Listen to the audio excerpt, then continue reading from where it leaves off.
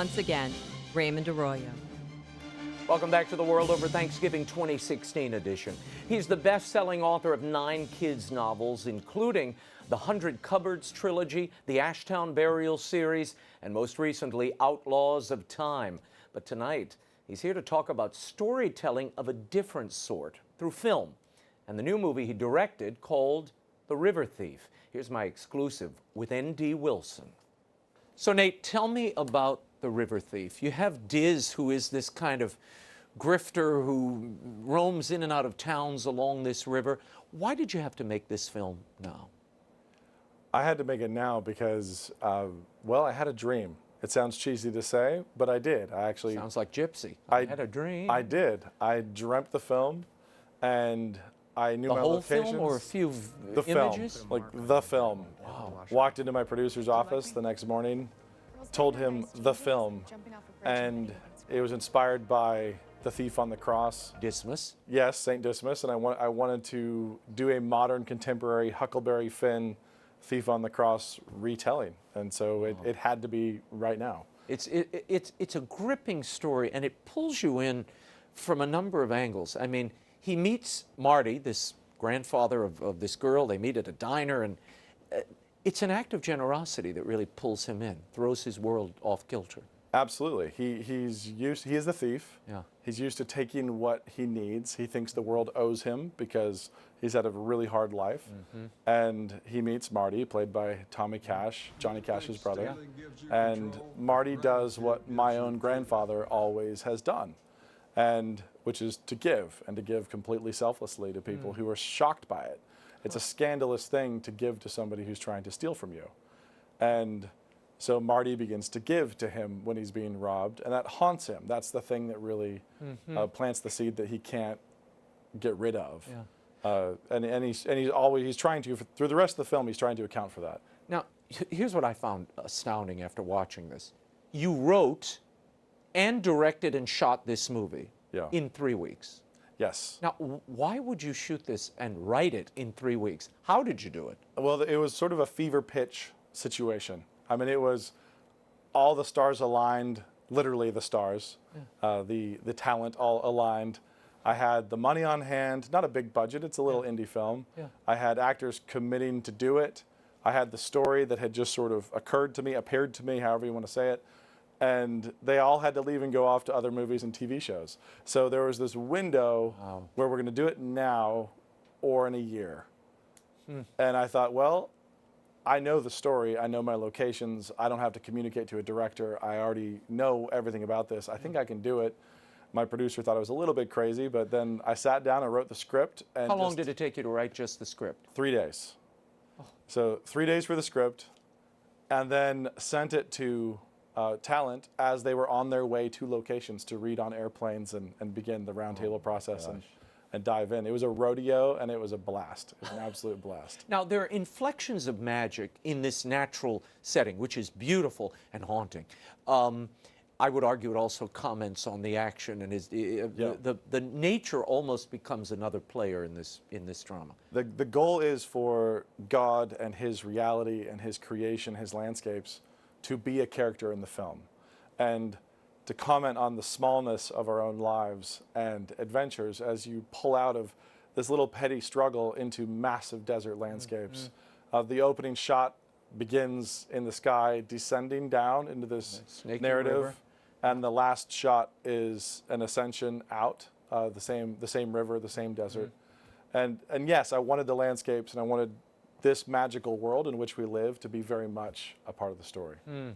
What was it like working with actors? And people should note, many of you know Nate N.D. Wilson from your YA and middle grade works, which are filled with a magical realism, but you're a writer. What is it like working with actors? Suddenly you're not in control of everything. You know, it's crazy. It's a very, very different thing. And it is a tremendous blessing, and also really, really difficult, because when they're not doing it right and they need you to help them, that can be tough. Wrenching. Because they're looking at you saying, how do you want me to do this? And that can be very, very difficult. But they can also exceed what you were expecting. You can put some words on the page and give them a scene, an emotional scene, and have them rise up out of the scene and put something entirely new there. And that happened in the film as well. And it's beautiful to watch. It's striking to see other talent, other creative pieces make your art rise above what it was on the page. How did the novelist in you and the children's novelist in you enrich and enlighten this work? Did it?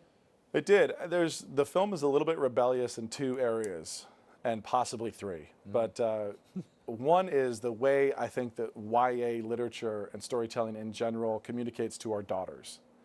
And I have daughters, and I write for teen and younger girls. Right. And over and over and over again, storytelling just catechizes them with go for the bad boy, go for the one who will destroy you, go for the one who is your destruction.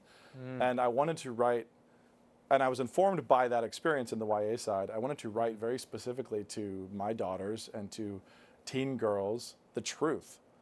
You know, Diz needs love, he needs grace, but he doesn't need you to crush on him and fall for him and be destroyed with him. You know, he needs you to exhibit the gospel to him and be kind to him, but he doesn't need you to sing a Disney princess song and go down the slide with the prince. Which is what, if I wanted secular atheistic critics to love this film, you would have gone that way. I could change 3 things and they would have all loved it. And make the good girl, fall, destroy her with this boy, and at the end have some voiceover about how we always had that summer, you know, and have them walking off, robbing, knocking over liquor stores, kind of a junior Bonnie and Clyde. Absolutely, and then never revealing the actual ugly death, you know, the despair, the destruction that awaits people who pursue that kind of life. Well, I like the gritty realism. Some of it reminded me of Flannery O'Connor's short stories. It has that kind of, it's shocking, but there's something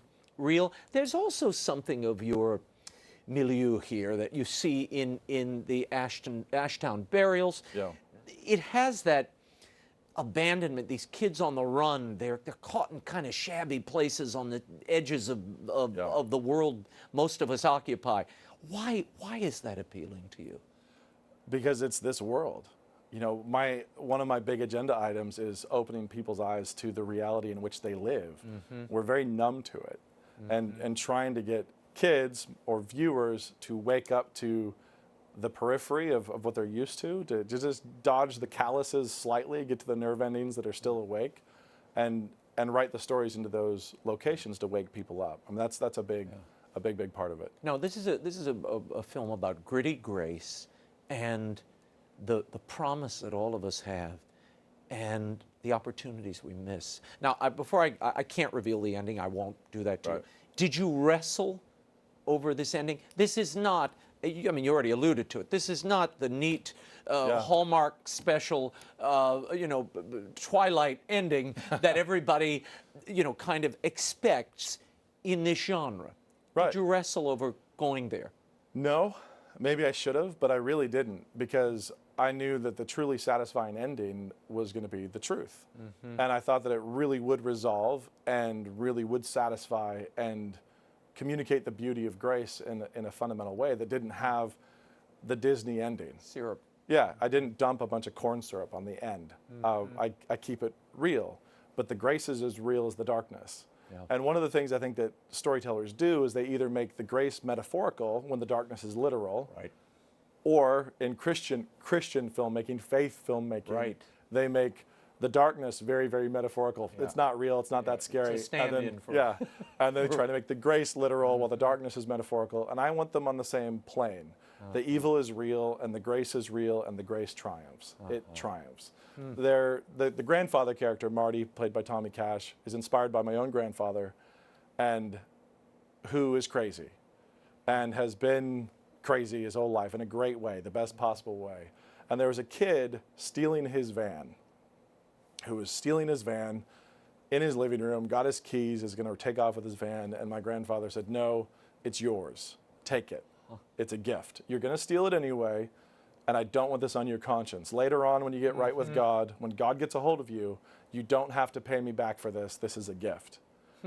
And the kid was stunned and didn't understand, and he took the van and took off, and the cops found it stripped outside of Reno, I called my grandfather, wanted a police report, and he said, no, it was a gift. I gave him the van. It's a very miserable feel yes, to it. it does. Feels like Victor Hugo. Yeah, and so when I stole that from my grandfather's life, gave it to Tommy Cash, gave him a scene where the kid's going to steal his car, and he gives it to him. And I filmed it in the same room where it actually happened. So I went into my grandfather's house, and in his living room, I filmed that scene as sort of a tribute to the kind of grace he's always modeled. Wow. And of course, not surprisingly, it's the part of the film the secular critics are the most disbelieving of. No one would ever. Nobody would ever do this. I just thought you cribbed it from Victor Hugo, Nope. which is always moving and very effective, no matter how many times I've seen it. Yeah, it's cribbed from my grandfather, who actually did it with his van, and I was the grandchild who was angry at him.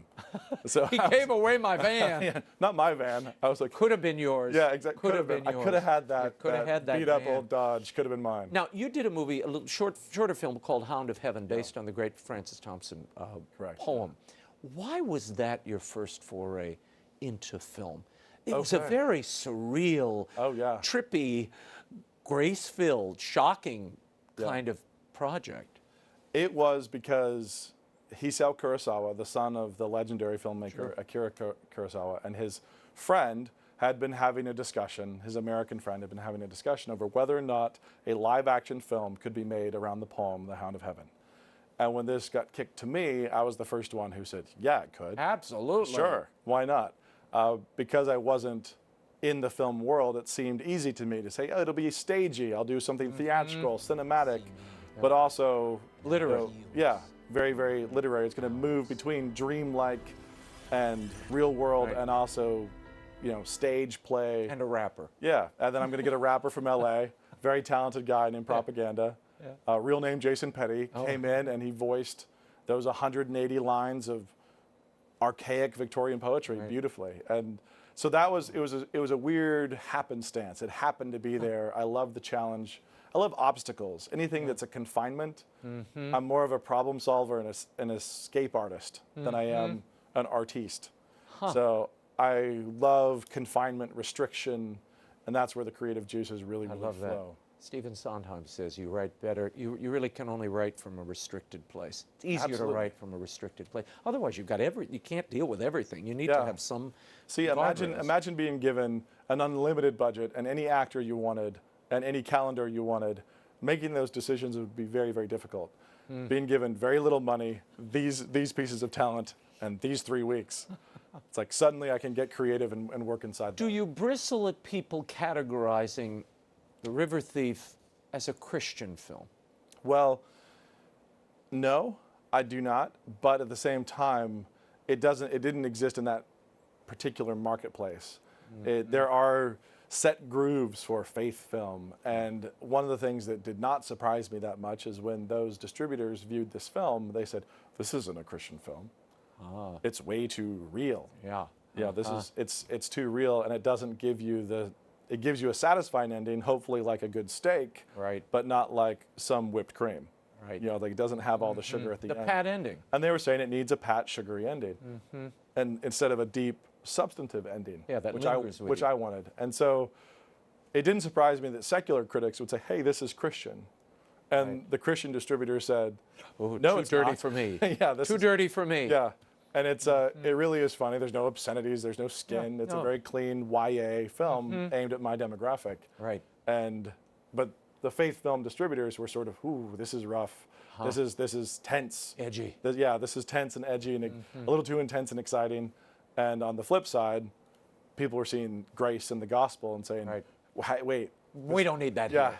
Take this away." If you take that away, it would be a really great Hook them up right away and take all the gospel out. Yeah, that's what they wanted. What is next? I know C.S. Lewis has something to do with it. I'm in working the film on, world. Yes, in the film world, I have a film adaptation of The Great Divorce by C.S. Lewis. I've completed the script, the actual adaptation for the screenplay, and things are in discussion with various studios right now for that one. And I have a smaller project, which I'll hopefully will have news about soon. It's a little project called Knock on Bone, and that's all I'll tell you. Wow. Fantastic, really. My best work. I haven't done it yet. Oh, okay. Well, the one you haven't done is always It's the best. still pristine. Tell me what you're Still working on perfect. now, though. I know you're doing the next Outlaws of Time. Yes, I have In the Outlaws of series? Time 2 releasing in April. Okay. It is called The Song of Glory and Ghost. And then I am working on Outlaws of Time 3 right now, and hopefully we'll finish that first draft by Thanksgiving. It is called The Last of the Lost Boys, which is a title that I really, really like. You write too fast for me, Nate. I don't wish have this had other that job that you speed. have. Well, you see, that's the problem. Darn it. But I'm not doing films on the side. You Yeah. see. So, It's a hobby. yeah, well, it looks like more than a hobby. Thanks for being here. Thank you so much. Some places change things. Some people, they can put a mark on you that won't ever wash off. Do you like me? Girls betting on guys changing is like jumping off a bridge and betting against gravity. Hey there, girl. You see a kid go in there? Maybe. I can like something. I can even be attracted to it. That doesn't mean I have to go take it off the shelf and shove it in my pocket. You think stealing gives you control? Well, gratitude gives you freedom. If I stay in this town, I will get killed. I have to leave, and I want you to come with me.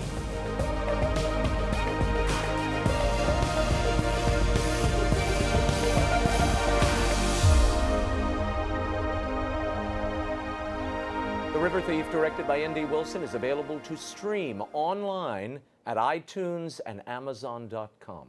And his latest novel for kids, Outlaws of Time, The Legend of Sam Miracle, is available at bookstores everywhere.